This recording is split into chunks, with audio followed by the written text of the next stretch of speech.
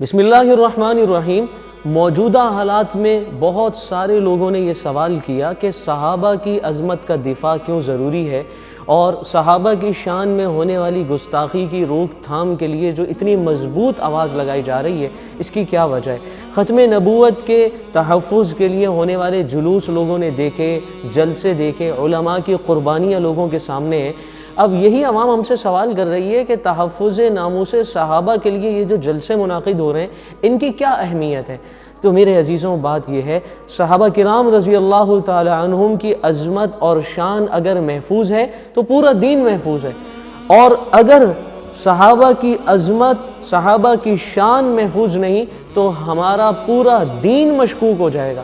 اس لیے کہ ہم جب دین کے کسی بھی شعبے کے بارے میں کوئی روایت پیش کرتے ہیں، تبلیغ کے بارے میں اور تبلیغ اللہ کے رستے میں نکلنے کے بارے میں، تو ہم کہتے ہیں ہم نے یہ فلاں صحابی نے نبی اکرم صلی اللہ علیہ وسلم سے یہ بات سنی اور آگے بیان کی۔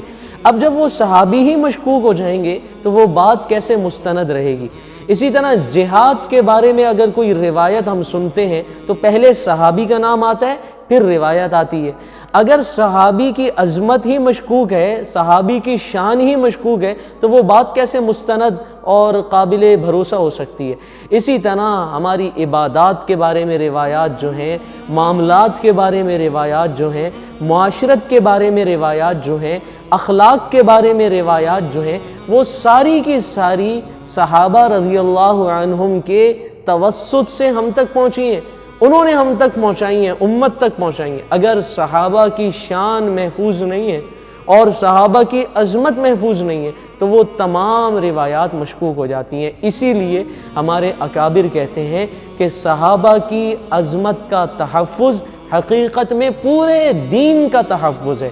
صحابہ کی عظمت کا تحفظ یہ قرآن کا تحفظ ہے، یہ احادیث کا تحفظ ہے، یہ دین کے ہر حکم کا تحفظ ہے۔